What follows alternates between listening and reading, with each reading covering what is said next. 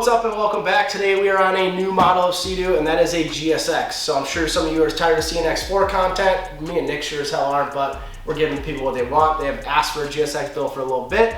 This one's going to be a little different than what you kind of expect out of us, and we'll explain to you now why. All right, so what we wanted to do is we wanted to do a realistic video of some of the turds you guys pick up. Obviously, we pick up turds too, but this is going to be a video to show everybody that you can buy a $350 turd and turn it nice.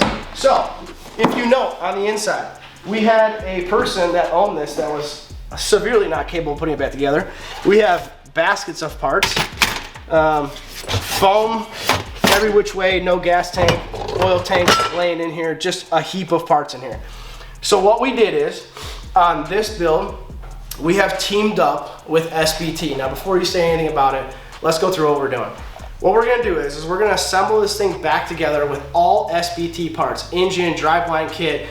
We're gonna do impeller, wear ring, all the turf from Hydro Turf, which they now own, a seat cover, like the whole nine, right? We're gonna put this thing all back together with SBT products. And then we're going to torture test the ever living crap out of it. You guys are gonna have a ton of videos in the summer with us on the river, just beating the crap out of it as much as we can. After we have proven that the engine is in fact good, then we are going to put a low compression head on it, jet the pipe to kind of replicate a Rossi air pipe, and make it a little bit more high performance, and then beat the crap out of it again. Now, I say beat the crap out of it, but we really mean just ride it how everybody else rides them, because at the end of this build, it will be a giveaway ski. So some of you, one of you, is gonna end up with this ski if you decide to participate in the contest.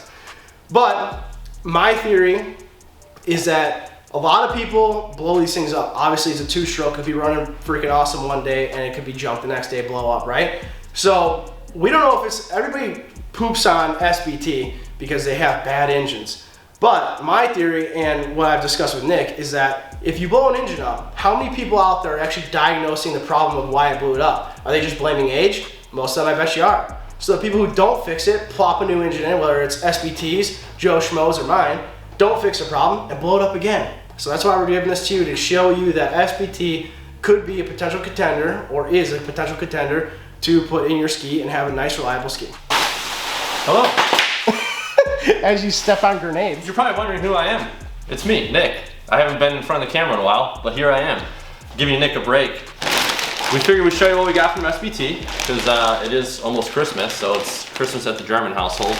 But figured we'd just show you this big box we got from them. Like Nick was saying, we got some Hydro Turf seat covers, turf, handlebar pads, brand new impeller, which if you want to get in close on that. Yeah, this is their line of impeller. The crown jewel. Yeah, it looks pretty nice. Yeah, well. Really nice. It's a 1623, I believe, so it should be. You know all the technical stuff. I'm just here for the show. There you go, the pretty face. Yeah. And yeah, I mean, we got new you're wear rings. You're the one with the hair, bro. New wear ring, steering cables, which, you know, those are far and few between. So that'll be nice. And the cool thing is this is all brand new stuff. So whoever does win this ski at the giveaway, it will literally be brand new. Nothing is reused, nothing is, you know, salvaged from another ski. This is literally all OEM plus in packaging. It smells amazing. And OEM specs, bruh. We got pop-off tester for carbs. Yeah, pop-off tester and a nice. Ooh, over there in the corner, right here. They sent us a alignment tool for the engine, one of their new alignment tools. Where are you looking? Right there, that big long box, dog. Oh, I thought those were your skis for your ski trip. No. Canceled the ski trip. What? Yeah, cancel ski trip. We're going to ski, a jet ski. All spark plugs, NGK ones. So yep. we know they're gonna work. And what do we got here? Brand new starter as well. Yep. So yeah, I mean, just to let you guys know, we're not kidding. This is all brand new. So yeah, we're excited to put it's all of the things that people rag on SBT for, to see if they could maybe possibly improve the product, but to see if, in fact, that people's lack of knowledge to maybe repair items is the cause of some of the bad press online, which yeah. And again, could wipe away. We're gonna put it through its paces. So I also read somewhere that it may be under warranty. Yeah, it has we gotta confirm that, but I think the engine's 3-year warranty. I think we got the premium one, so it's 3-year warranty. So comes with the gasket kit for all your exhaust, everything else. Yeah. And you get a warranty card. Nice manual on how to break it in. Shout out to SBT. Nice. All right, let's pop the engine open, yeah? Yeah, that's box number 1. That's all the accessories. Now we'll show you guys the brand new engine. Yeah. All right, and as you can see here, box number 2, nice and heavy. So it can only be one thing. Yeah. The engine. There she blows. Silver. I'm not gonna lift that out of the box, but you guys get the idea. It's got the ray valves already on it. Ray valves are in there. Everything's on there. And it is, yeah, it is silver. Okay, I didn't realize that it came with the ray valve stuff. That's good. Nice packaging too, by the way. Yeah. There you go. Let's The paint, so I've had an SBT engine before that a customer wanted to install. And the paint on these now looks like they've really stepped it up because it looks pretty nice and glossy. There you go. There's a better view for all you at home. I wish I could find these damn things. Oh, we know a guy. For all my engine stuff. Yeah, it's even got the serial number that matches the warranty All card. the ports, like right out of the box, and then tilt a little bit, see? All the ports are, everything's machined nice. The ports are super clean. It's got assembly oil in it. I can see it in the cylinders. Yep. So that's good. All right, well, let's get it out and put it on the bench. All right, so right out of the box, a couple things. This warning card is straight on the front. Don't let a smoked up piston happen to you. And they say, just like what we said in the intro of this video, do these following things. Inspect fuel system, rebuild carbs, rebuild fuel pump if you have one. Check pulse lines, which obviously deliver carb or fuel to the carbs, or help pump the onboard carburetor fuel pumps. Replace carburetor base gaskets, replace intake manifold gaskets or O-rings, inspect fuel hose quality, and replace fuel filter. So obviously everything that they covered would starve your engine for gas, which would lean it out and blow it up, which would lead to that. So just like what we said, if people are not doing this and their engine blew up from these items in the back, then 100%, no matter if you put this engine, my engine, or the best engine you think you can get in the ski and you don't do anything else, just plop it in after a failure, it's gonna happen again. So that's, like I said in the beginning, #1 failure for engines that people are replacing them. You can't deem this bad until you see everything else in the video, obviously till the end when we torture test the crap out of it, because if those items are wrong, it's going to replicate the problem. You know, it could last a month. It could last a couple rides and then it blows up. You don't know. So make sure you're doing everything that's on our channel. Rebuild carbs, fuel lines, everything. All right, so what we're going to do is we are going to squish test this thing because they do mill the heads for a little bit lower compression for more safety. So we're gonna squish test it and figure out what the squish is right now compared to what OEM spec is, and then we're going to solder test the RV plate to see if it's properly in spec, because I have a machined RV here that we use on race engines that I know is 100%.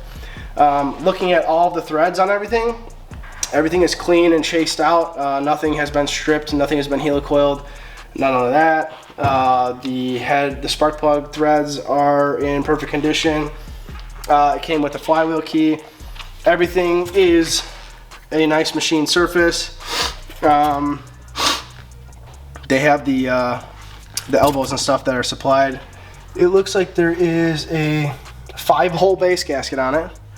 So depending on what the head is and the squish is, a 5-hole should be within proper spec.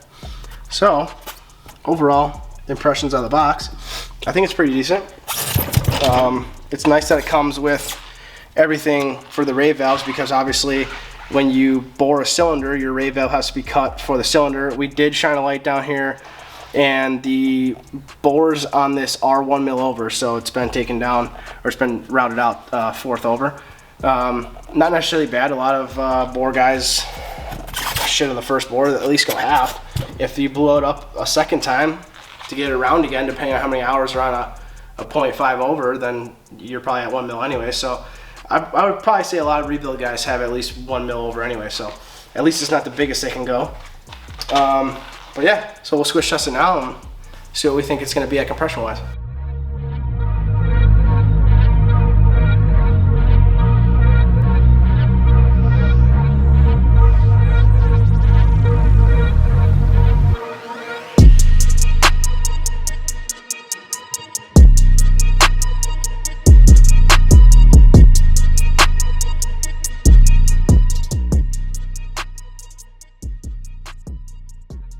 So squish testing it, both sides of the cylinders obviously.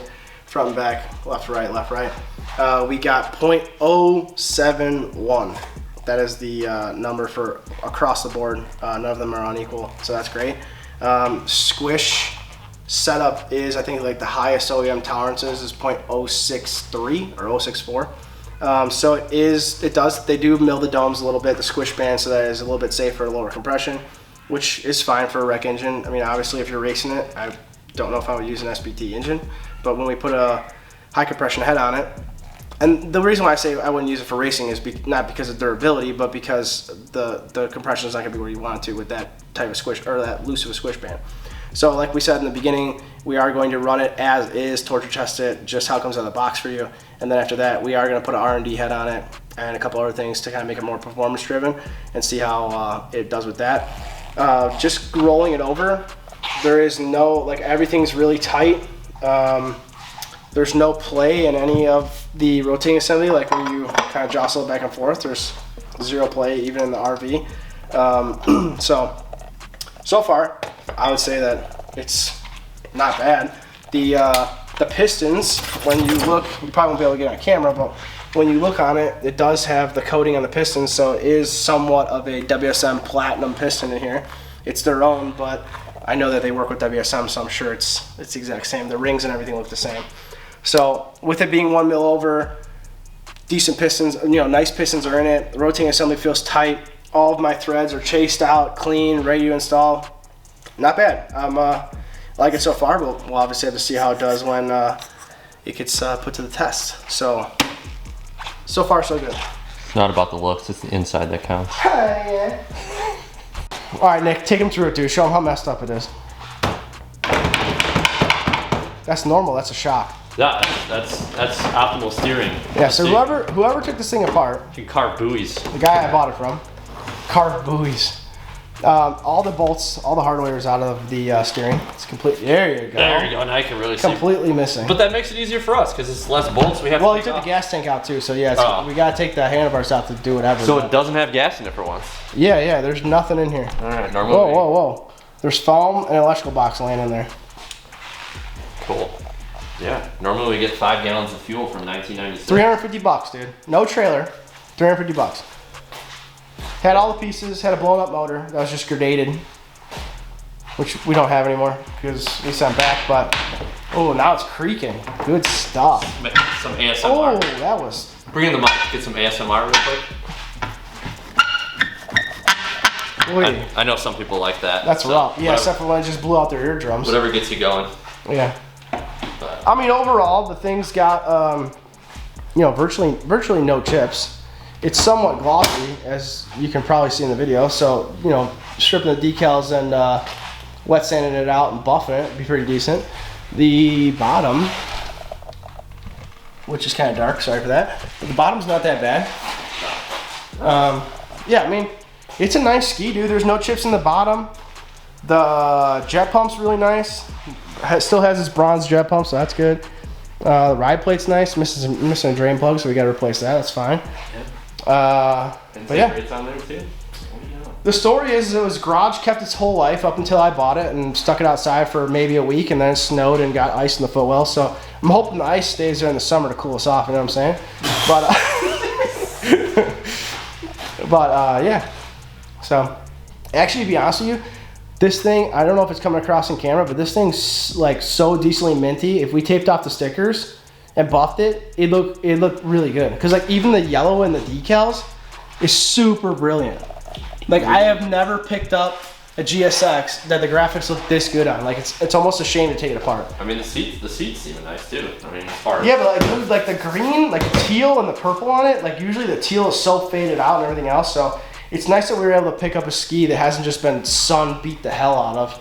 All the bumpers are pretty decent. There's a crack in the rear one, but it is what it is. Turf hit. Yeah, little turf action. Little turf. Yeah, little turf action. Spice up the rest of the blue, faded blue. Yeah, it'd be a nice little project. Yeah. Again, shout out to SBT. Yeah. Because without them, this project would not exist. No. It definitely would be a giveaway because, I mean, we should do that. We should go over how much a ski would cost regardless. You want to do that? We could do that. Let's do it right freaking now. That, or we could do an itemized list. No, we're gonna get the whiteboard out. Let me see how those glasses look. Look good, right? Dude, your IQ went up 20 points. All right, Nick told me to throw glass on to look studious, so here we go. Here's what we got. We got GSX. Ignore my handwriting. It's like a 7-year-old trying to learn how to write. 350. Without a trailer. Keep that in mind. Yeah. Junker. Doesn't run, right? Engine. If you're rebuilding, it would cost, for a top end and everything else with gaskets, it would cost you for sure $550. Okay? Was not usable. Can't use it. So we need to get a core. You're either gonna send in your core or whatever, because the crank and everything was blown on this. So for me to build an engine the way I build it in the shop that you guys see on video, costs, no labor, costs, sandblasting, painting, everything, costs me $1750. Now some people are gonna balk at that. Oh, I can do an engine for much cheaper than that. If you're doing it the right way, no you can't. This is the price, right? All day. Okay, so SBT or anybody else that is a full service where they rebuild it, send it back, whatever, and actually make something off of their labor, which I don't, $2K, okay? All right, then you got wear ring, okay? 55 bucks. Shipping, all that shit, right to your door, right? Impeller. To send it out and get your impeller redone, 75 bucks. We don't have an impeller, so we opted to buy an impeller. I think the impeller is 185. Okay, seat cover. I think it's 155 on SBT site. That is from HydroTurf. If you're gonna get a HydroTurf or jet trim, that's how much it costs. Turf. I think GSX turf is like 135. These are off the top of my head. It could be more than this. Then you have like a driveline rebuild kit. 55 to 65, right? Then you have fuel lines. 35 bucks. Amazon, all day, right? Don't matter. Fuel filter. 15 bucks. Then you have, what else? Carb rebuild. If you send it out, I think the going rate's like 145 to 165. That's obviously no shipping costs, whatever. If you do it yourself, you can get a kit for 100 bucks, right? Labor, none of this includes labor. Then you have, graphics. Yeah, graphics. 215. Easily. No shipping, that's from PWC, right? And then what else am I missing? Anything to spice this thing up, right? UMI possibly? Yeah, UMI, if you buy UMI. Grips? Yeah, grips. For a GSX or an X4, figure like 750 to 850, right? That's from eBay. It looks like it came from the bottom of the ocean, clapped out. Powder coat, it's K. All day. That's how much it costs. What else am I missing? Let's say you do sponsons. Probably like $225 for GSX. You could probably pick up an X4 for like $185. Those are used, right? Both those are used prices. What else are we doing on this thing? Figure VTS if we need it. You can buy the trim kit like we showed you in that last video for 75 bucks, or you can buy a full unit off of eBay or something like that. Their going rate right now is about $225. This one needs a VTS unit. We will be using the kit we use because we like it. What else we got on here? Buffing, figure compounds and all that stuff to do it like we do in our videos, about 75 bucks. Now it's enough to do multiple skis, probably like 3 of them, but if you're not doing multiple skis, there's your introductory price. Buffer, if you don't have one, obviously we have one, so we won't bake this into the whole price. But Harbor Freight, dude, Harbor Freight. Harbor Freight, what are we thinking? Probably like 50, 60 bucks. I'm gonna do 125. Okay. So you okay, pads, another 50 bucks. All right, what do we miss? Now we need a calculator.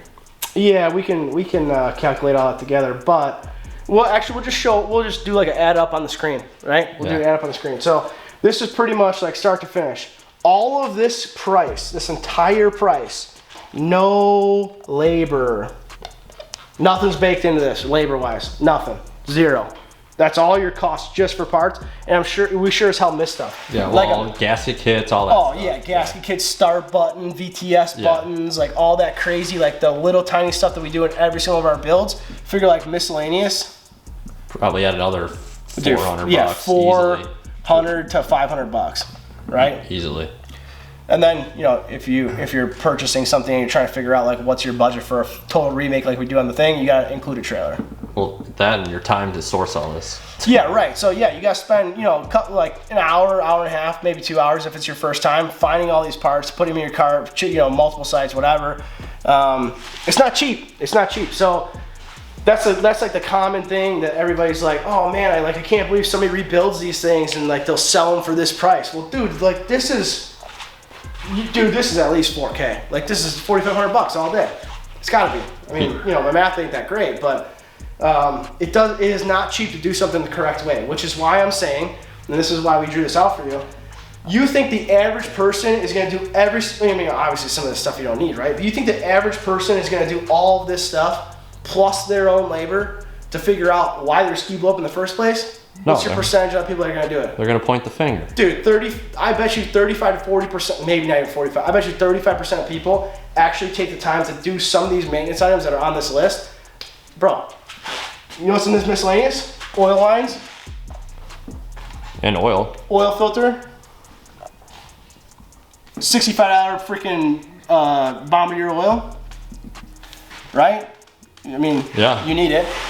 But I mean, like all this stuff. It's like if you had some type of failure in your, that's another common thing. Okay, one very, very common thing to take out these engines is bad maintenance on these items. Okay, so if you have your oil injection that is still hooked up, and you're not looking to make sure that these lines are not cracked, dry, brittle, leaking, anything else, and they're actually working and not clogged from either a bad filter or something being able to be passed through that filter, and it cuts off your oil, boom, top end, gone, see ya. Grenade. So, regardless, if you're doing an engine, figure you're at like 17 to 2K, right?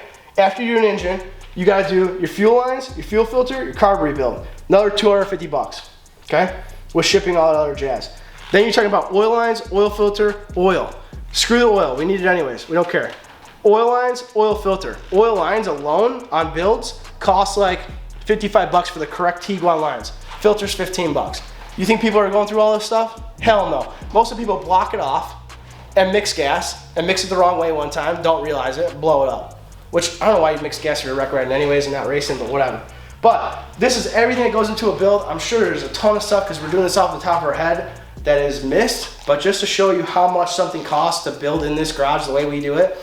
This is just an OEM build, no crazy aftermarket stuff like UMI, you know, if we add it, whatever, but that cost that I added in that was like $2,500 to $3,500 is just to rebuild it the correct way. So that's another little food for thought as to why maybe you're getting failures and you're bad mouthing SBT. Thank you, Professor. Who the fuck was that guy with the glasses? Oh, what do you think of that cover there, boy? All right, so first impressions off the HydroTurf cover, which again, HydroTurf is owned by SBT. They bought it a long time ago. First impressions, this looks like a jet trim cover. The quality is super nice. The material's nice. It has a foam underlayment so that if you have problems with your foam, you can fix them like we showed you in that last video. A little bit of silicone, a little bit of tape, put it over it, stretch it. You won't even know it tape's under there. This foam will hide everything. Great. All the pulling components on it are thick leather or vinyl, and they will definitely not stretch, tear or anything. You can see like it's got like a felt inlay with the nice vinyl, thick, nice vinyl. So pulling it, stapling it, be super nice. It is their gripper version.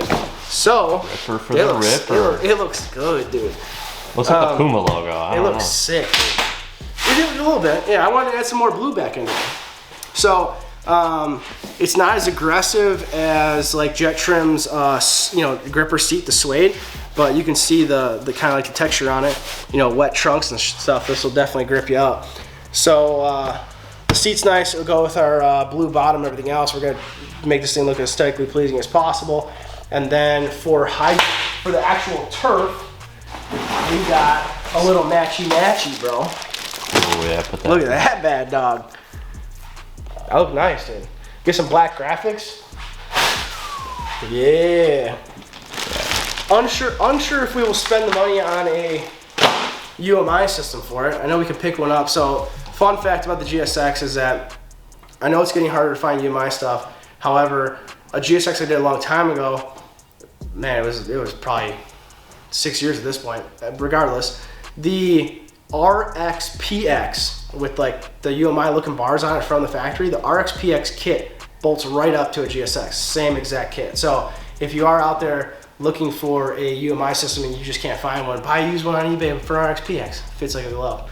So we might do that, but if not, we have matching vinyl that matches the seat to go over our bar pad. We'll probably end up doing a black bar pad.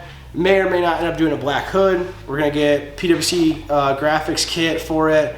The carbon inlay with the blue, spice it up a little bit. Probably do our HydroTurf bumpers on it. If you haven't seen our HydroTurf bumpers yet, they're available on our store, todayWeWrench.com.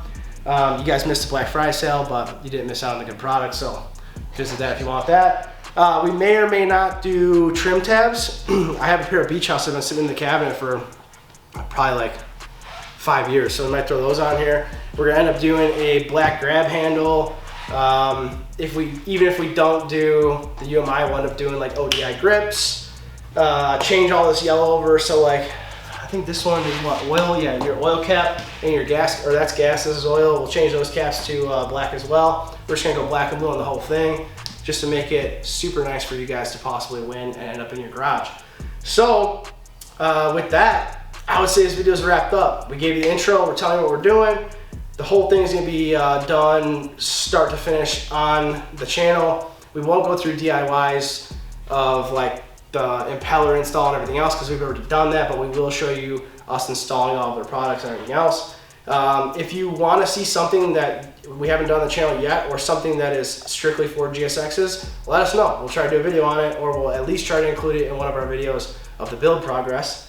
But other than that, you got anything else, Nick? No, I'm excited. Ready to rock and roll, All right, well, we'll see how this SPT works out. Thanks for tuning in, and we will catch you in the next one.